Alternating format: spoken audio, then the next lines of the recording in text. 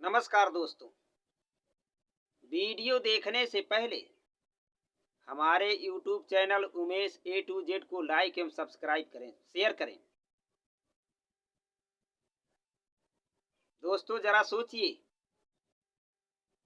जब उपचुनाव था तो अखिलेश यादव जी आजाद समाज पार्टी के संस्थापक चंद्रशेखर रावण जी के कंधे से कंधा मिलाकर डिम्पल यादव जी को चुनाव लड़ाने का काम किया और जिताने का काम किया। प्रचार किया चंद्रशेखर रावण जी ने और डिम्पल यादव जी सांसद का चुनाव जीतकर संसद के सदन में पहुंची।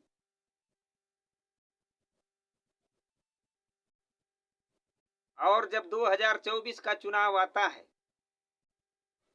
तो यही चंद्रशेखर रावण जी माननीय अखिलेश यादव जी से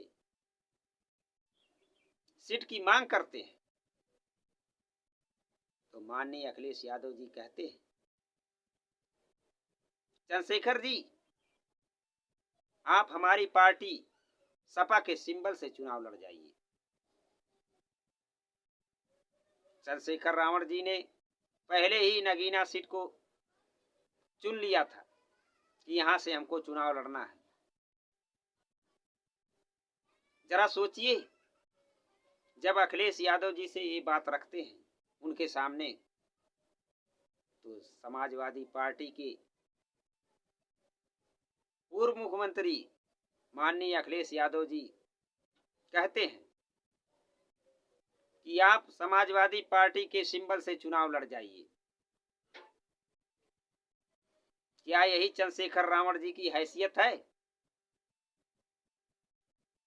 अगर समाजवादी पार्टी की सिंबल से अखिलेश चंद्रशेखर रावण जी चुनाव लड़ जाते हैं या लड़ना है, तो बताइए आजाद समाज पार्टी बनाने का क्या मतलब? हमारे आजाद समाज पार्टी बनाने से क्या फायदा? सोचिए, समझिए। कहीं भी किसी प्रकार की घटना घटती है, गरीबों मजलूमों के साथ जुल्म और जियास्ती होती है, चंद्रशेखर रावण एक ऐसा व्यक्ति है, ऐसा शख्स है, वहां पर पहुंचता है। लोगों के दुखों में शामिल होने का काम चंद्रशेखर रावण जी करते हैं। और जब चुनाव लड़ने की बात आती है तो समाजवादी पार्टी के राष्ट्रीय अध्यक्ष जी बोलते हैं हमारे सिंबल से चुनाव लड़ जाइए। जब अपनी पत्नी को चुनाव लड़ाना था, चुनाव जिताना था उपचुनाव में, तो चंद्रशेखर रावण जी को मोहरा बनाया गया था और मोहरा बनकर चंद्रशेखर रावण जी ने डिम्पल यादव जी का प्रचार भी खूब किया, जिताया भी। लेकिन देखिए आज उनकी क्या हैसियत है चंद्रशेखर रावण जी की। और माननीय अखिलेश यादव जी भी अवसरवादी बन चुके हैं। जब इनकी सरकार थी, कानून व्यवस्था बहुत बेकार थी, गुंडे माफियाओं को संरक्षण देने का काम समाजवादी पार्टी में सबसे पहले शुरू हुआ। और आज कानून व्यवस्था की बात कर रहे हैं।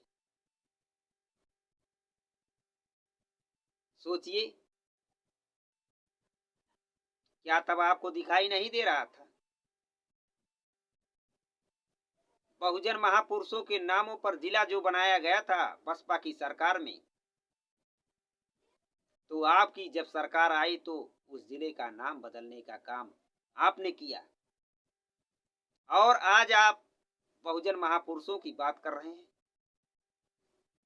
लोगों को अंबेडकरवादी का सपना दिखाना चाहते हैं कि हम अंबेडकरवादी हैं, हम बाबा साहब डॉक्टर भीमराव अंबेडकर के बनाए हुए संविधान की सुरक्षा करेंगे, उसको बचाएंगे। और इस लोकतंत्र को बचाएंगे? क्या आप लोकतंत्र बचाएंगे? आपने तो महापुरुषों के नाम का जो जिला बना था, उस जिले के नाम को बदलने का काम आपने ही किया। और आपके लोगों ने सदन में आरक्षण के बिल को फाड़ने का काम किया। तब आप कहां थे? क्या आपको दिखाई नहीं दे रहा था? आप लोगों को गुमराह करने का काम कर रहे हैं,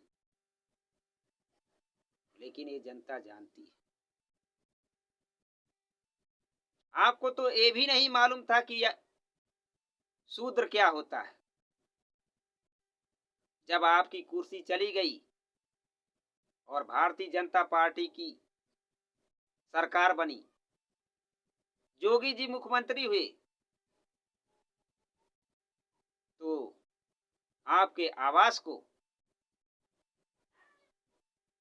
पंडितों के द्वारा हवन कराया गया, गौमूत्र को छिड़कवाया गया।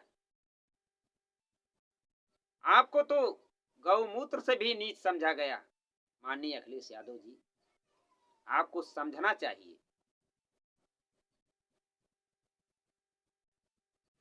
आप बहुजन समाज में जो छोटी बिरादरी के लोग हैं, उनसे नफरत करने का काम करते हैं। अरे आप तो मिलकर अगर चुनाव लड़ते 2024 में, किसी का विरोध नहीं करते और इस तानाशाही सरकार को हटाने का काम करते, अगर हटा देते, तो मैं आपको दावे के साथ बता रहा हूं कि आने वाले समय में आप ही लोगों का राज होता। प्रधानमंत्री कोई भी बन जाता, लेकिन तब लड़ाई आप लोग अपनी लड़ते और अपने हक और अधिकार की बात करते। अभी तो आपकी सरकार ही नहीं बनी और ना ही गठबंधन की। आप हक और अधिकार की बात कर रहे हैं। भारतीय जनता पार्टी को हटाना इतना आसान नहीं है जितना आप सोच रहे हैं।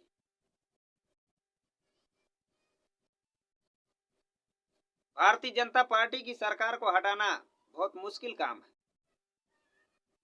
उसको हटाने के लिए सारे दलों को एकजुट होना पड़ेगा और एक ही स्वर में बोलना पड़ेगा, तभी आप लोग हटा पाओगे।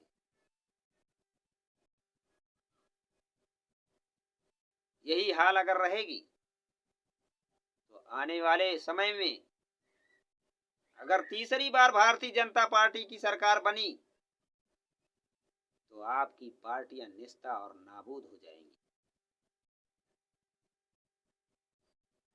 आप तो एक प्रदेश को नहीं संभाल पाए और पूरे भारत की को संभालने की बात कर रहे हैं। आपने काम तो किया, ये मैं मान रहा हूं, लेकिन आपकी पार्टी में बैठे हुए बड़े बुजुर्गों के चक्कर में आपकी सरकार चली गई। आपने अपने दिमाग का इस्तेमाल नहीं किया।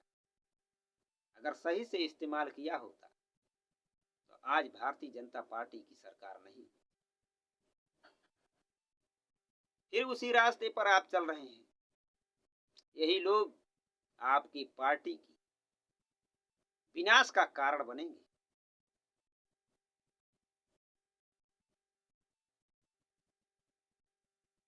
हमारे YouTube चैनल को लाइक एवं सब्सक्राइब करें, शेयर करें। जय हिंद, जय भारत।